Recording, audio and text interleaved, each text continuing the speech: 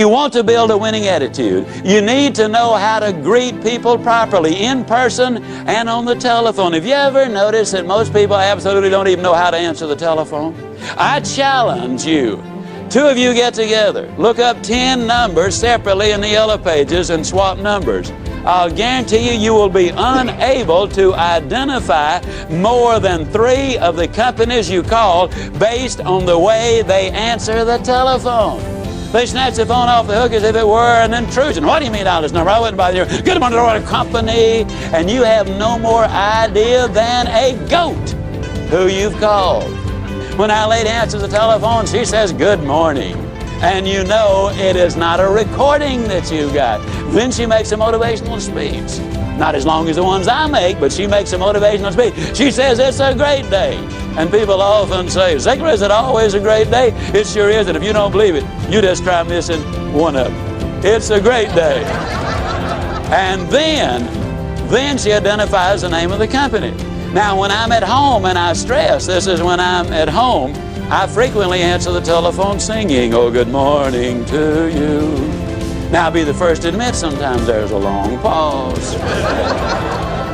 Then I sing them another little ditty, if you don't speak up, I'm going to hang up. And many times they'll say, who is this? And I'll say, whoever you want. Who do you want?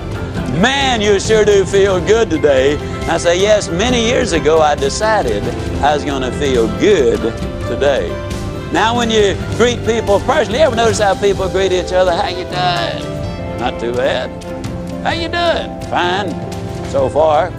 How you doing? Good, since it's payday.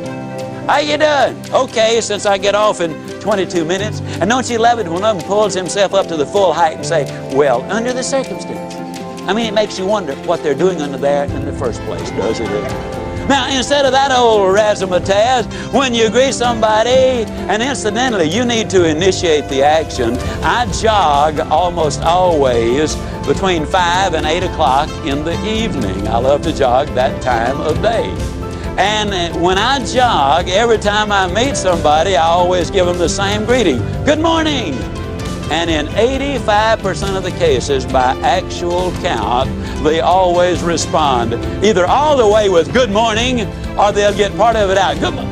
It's not morning, man, it's evening. I made this talk the other night in Dallas at about 8:30 in the evening. By the time we left the motel, it was 9:45. I stepped on the elevator, there was a fella on it. I said, good morning. He said, good morning.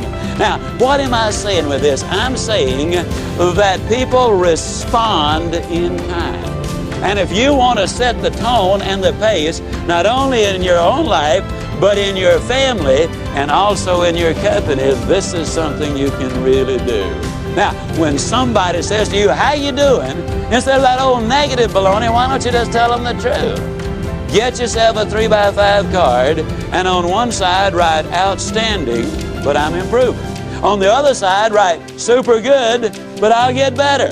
And then when somebody says, how you doing? You whip out that card and you say, outstanding, but I'm improving, and I'll guarantee you, you'll never feel sillier in your life. As a matter of fact, you won't even be able to finish it. You'll be laughing on the way, and the other person will too. I will guarantee you, if you'll do this for 3 weeks, you will be shocked at what happens to you as a result of it. Greet people properly. Super good, but I'll get better, or outstanding, but I am improving. Now, a lot of times people say, well, Zig, do you ever have any interesting experiences with this kind of an approach? I said, yeah, sure do. Never will forget, several years ago, on a brutally hot day in Dallas, I had a unique one in a cafeteria. And let me qualify this by saying that when my youngest daughter was 16 years old, the only job she could get was in the cafeteria line. Now, cafeterias are very big in the Southeast and the Southwest. And I had never realized just what a terrifically tough job they have on those serving lines. When I watched my daughter, I immediately made a decision.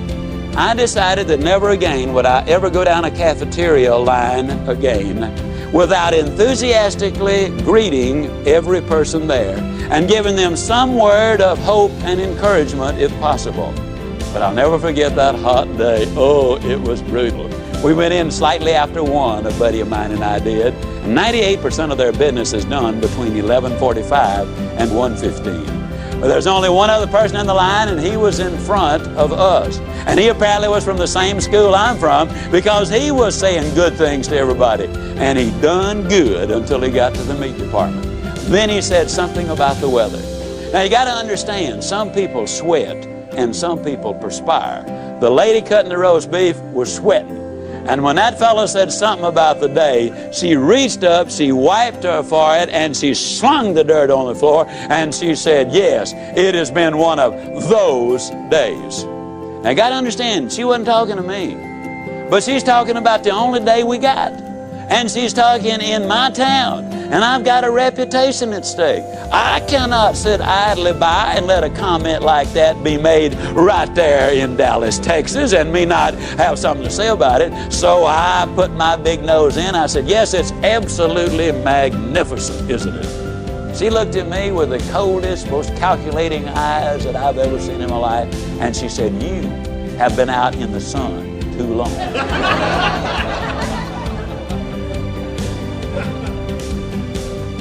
I said, no, ma'am, I've just gotten back from overseas.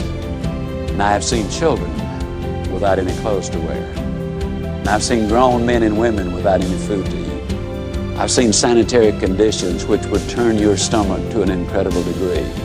I've seen poverty beyond your wildest imagination. And I look at you and you're young and you're pretty and you're healthy and you're working.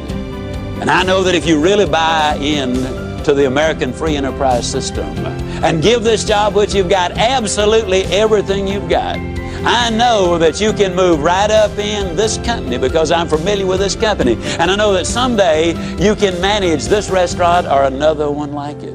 And who knows if you really buy into the American dream, but what someday some investors might look at you and decide they wanted you to become a part owner in the enterprise. Personally, I thought it was a magnificent, off-the-cuff, impromptu speech. And I knew that she was grateful for it. I knew that she was especially grateful for the fact that I'd taken my valuable time and given her these priceless insights which were going to make a difference in her life. And I knew she wanted to thank me for doing it, but for fear she might have missed her cues, I decided to give her a little lead-in. I said, now you feel lots better, don't you? She looked at me with even more disgust and said, you are sick.